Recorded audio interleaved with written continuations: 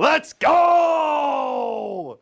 Woo! What's up, North American Division pastors and church leaders from all across the United States and Canada? I'm super excited to share with you. I'm Pastor Jacob Serns. I'm a church planting pastor in the Texas Conference, and I definitely don't have all the answers, but I'm excited about this opportunity to share with you just a few of the things that I've learned and that I've seen done really, really well to help shift churches in terms of changing to an evangelism culture. So that's what we're going to be talking about, 5 baby steps to help this take place. Now, these steps are not steps that require a whole lot of financial resources or even a large church at all. So I know that those who are watching, if you're a pastor and you say, hey, you know what, Pastor Jacob, I don't have a big budget. I don't have a lot of fancy toys. I don't have a lot of resources at my disposal. I understand. I get you. I'm in the same boat with you there. If you say, you know what, I don't have a lot of people, don't have a lot of volunteers, don't know exactly what all I can do, these 5 baby steps are going to be specifically usable in any of those situations with no problem whatsoever. So step 1, when we're trying to create that change, when we're trying to create that shift towards a culture of evangelism, step 1 that I found is a really good place to start is to celebrate what God is doing. God is at work at all times. He's at work in your congregation in ways sometimes that you see, in ways sometimes that you don't see as well. We want to start opening our eyes to see how is He working, what is He doing. If you have testimonies of changed lives, celebrate those, bring those people up, ask them to tell a slice of their story to the congregation. Because you as a pastor may be aware of a lot more of those things, your church members may not be as aware of those things. Ministry leaders, if you've got a good Sabbath school teacher, a good children's program teacher, bring that person up. Celebrate what it is that God is doing through them as He ministers through them to reach others and to reach your congregation and to grow the people within it. You can also, if you feel like, you know what, we don't have a whole lot of new members coming in, we don't have a lot of new people, you can celebrate the spiritual journey of those who have already been there for a long time. You can ask them to recount their conversion experience and what God is doing in their lives right then, right now. So there's a lot of different things that you can celebrate. And the rule that I like to mention when it comes to this is whatever you speak about more, you get more of. So you get more of whatever you talk about. Whatever it is that you want to see more of in your church, whatever it is that you wish was happening more often, find where it is happening and celebrate it. Talk about it repeatedly. Be excited about what God is doing, and you'll start to see people become aware of that and start opening their eyes to what they see God doing and how God could be using them in the same way.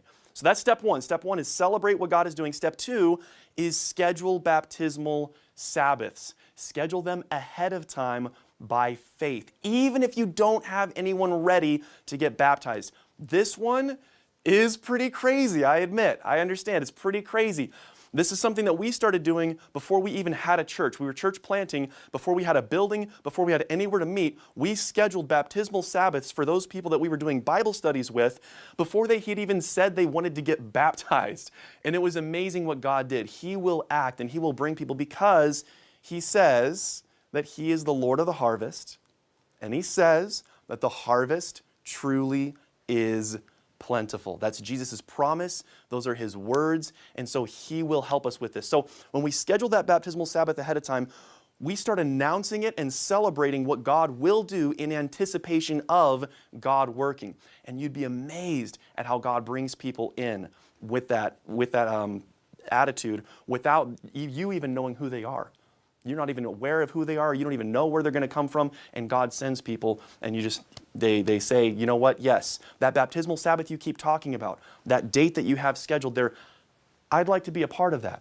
And then you begin preparing them. So changing a culture involves shifting the focus from the problems and the things that aren't working onto the things that are working well. And for this particular one, you really have nothing to lose except a few gallons of water in your baptismal tank, right? So there's nothing to lose by trying this. And if nothing else happens, even if no one's ready for baptism on that Sabbath, you will at least have shifted the focus of the congregation to looking for the harvest and looking for those who may be ready the next time that you schedule a baptismal Sabbath. Step 3, once you've done those things, mobilize baptism coaches. You will have some people who will come up to you and say, you know what, I'd like to prepare for baptism.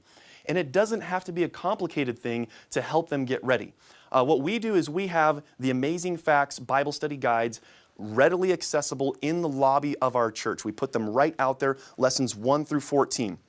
And we have an 8-week plan that we allow our church members to go through with someone who has said that they would like to get baptized. 8 weeks is not a terribly long time commitment. Some lessons will have 24, 25 lessons people have to go through. And if you're going to do one of those a week, that's almost half a year. That's too much. That's way too much commitment for people to be going through. You can do 8-week plan where we have the 14 beginner lessons and you do 2 of them a week.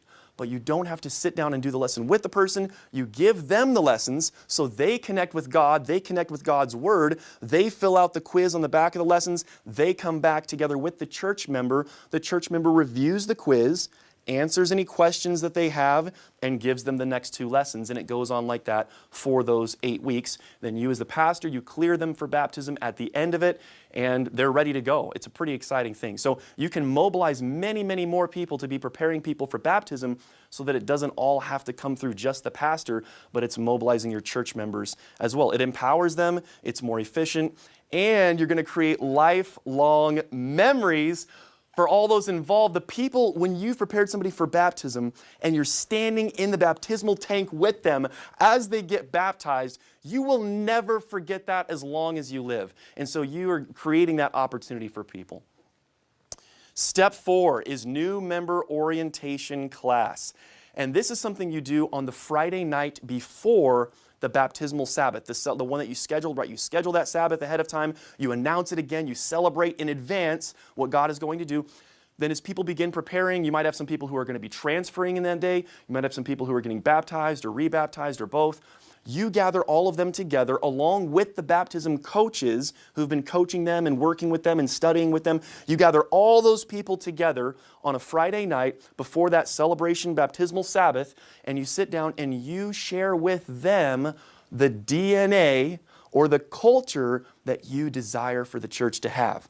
You don't present it that way, right? You present it from God's Word, and you show here's what a true godly church looks like from the Bible. Here are the things that they do. Here are the things that they do not do. Here is the heart that they have for the community and for discipleship. And you get a chance right there. That's a huge step in shifting culture, is to have that meeting so you're starting off those new members on the right track from day one. Culture change happens one member at a time. It's not going to happen overnight, but as you add more and more members and as they go through the new member orientation class, you will have an opportunity to have that shift taking place as people understand better what church is really all about. And finally, we come to step 5. Step 5 is start new groups quickly and easily. It doesn't need to be a big, long, complicated process to start new ministries. Some churches make it so complicated, people have to make a proposal and come before the board and share this and that, and why are you doing this, and how much money, and all this, and it just makes it very, very complicated. In our church, we just have it very, very simple to start a new group. As long as you have someone from the church board who can be your ministry coach, and they can guide you and nurture you and help you through that process, encourage you, and they'll also report to the church board how it's going. And if we need to help that group or help that ministry grow, they can report that to the church board. But as long as you have that person, someone on the church board, who's that ministry coach, helping coach on, and then you've got 3 key leaders within that group, an upreach leader, an inreach leader, and an outreach leader. The upreach leader is focused on everyone in the group, connecting with God, and on leading the curriculum or the material of the group. The inreach leader, not worried about those things. The inreach leader is focused on helping the group connect with each other, those who are within the group.